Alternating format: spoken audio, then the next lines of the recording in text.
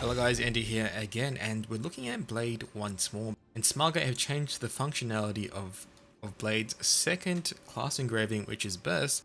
And now what it does now is that for every attack that is in your Awakening or an auto attack, you get a stack of this buff right here. And what this says is for every stack of this buff, you get 1% attack power and an additional 7.5% extra damage on your burst identity skill.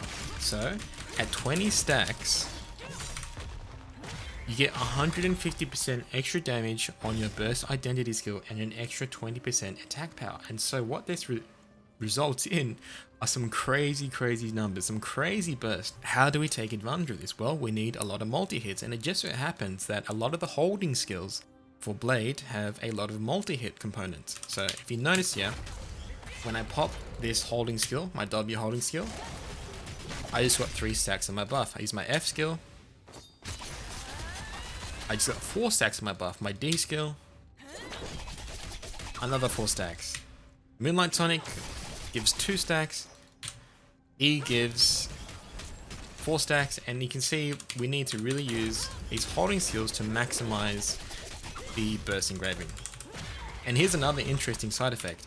Since we're using this engraving here, this is a new engraving, increases the damage of holding skills and casting skills by 20%. That means we can use the second ult on Blade, which was basically abandoned in all Blade builds, but now it's actually kind of viable. It's actually got like a 10 to 20% extra damage increase from what I did some testing before, just comparing the numbers from the other ultimate skill. The problem with this build is that you are stationary for a lot of time.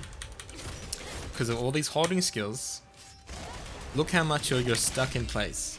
And now you have to ask yourself, is this practical in the later raids? You know, Cook Satan, Beerkus, Abershud, will you have time to get these skills off? Will you be safe? And the answer is probably not as safe as the other engraving, which is Remnant Aura or Firm Will, whichever region you're on. So that is something to consider, but as you can see, it's big damage. Now let me just show you how this plays out without me dilly-dallying too much. So our biggest damage skills are W and A, but that isn't our primary concern. Our primary concern is to get to 20 stacks as soon as possible, so we can do that all the time, as much as possible. And you can see I can actually get 20 stacks with this set of skills right here by the time I'm done with just one ball of my identity gauge. This one was a bit slow because I think I was just sort of messing around, but there we go, 20 stacks, bang. And I just realized I just teased you guys without using the ulti wand. So here we go, I'll show you what the ulti looks like with the fast engraving.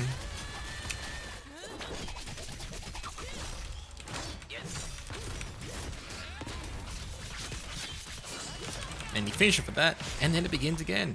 So really fun engraving.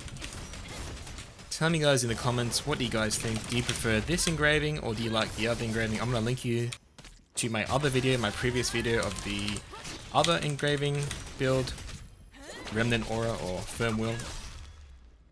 Hope you enjoyed that. Any questions, let me know in the comments, and hope you have a good week/day. See you guys.